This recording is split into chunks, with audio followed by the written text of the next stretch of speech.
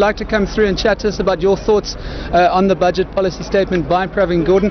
Thank you so much for joining us on eNCA. Your initial thoughts on this 2017 budget policy statement by Pravin Gordhan? We think it was a well thought of budget, a well balanced budget, and he tried to increase a lot of spending on poor people within the constraints that we are confronted with as a country with a low growth which is taking place in this country.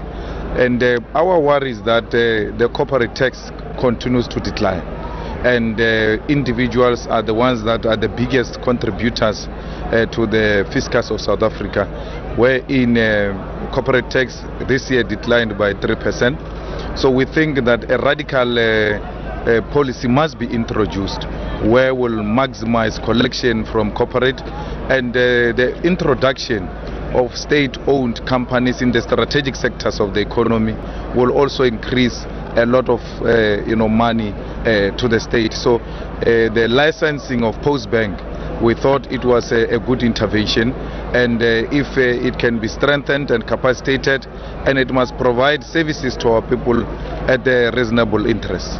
What do you make of calls by the Finance Minister for government to get better bang for buck in terms of the procurement of services, and also once again assurances that not only suppliers will be paid on time, but that money and value will be derived from anything that government spends their funds on?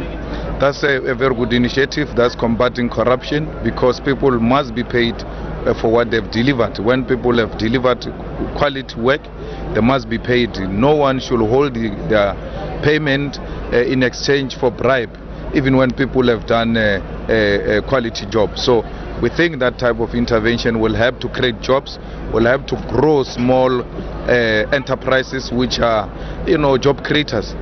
So that intervention is highly welcomed. Lastly, from our side, the EFF, there was a standing ovation for the Finance Minister before he delivered his speech. The EFF remained on their feet longer than any other MPs. What do you make of the political uncertainty facing the Finance Minister? Well, if there is only one person who's giving some form of hope for our people, we must be able to support that person. And Pravin comes across as such individual who's a unifier, who's seeking good for our country. And we may not agree with him with regard to everything, but the fact that he's able to stand up to wrong things, is able to stand up to rot and call a spade, that's what is encouraging.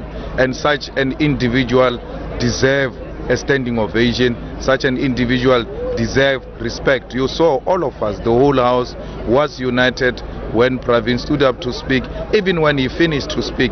And what was even worse is that some on his side were not standing up when he finished speaking. Thank you very much. We'll leave it at that. Mr. Malema, Julius Malema, the leader of the Economic Freedom Fighters, telling us about the Red Berets' thoughts on the 2017 budget policy statement. Back to you, Siki.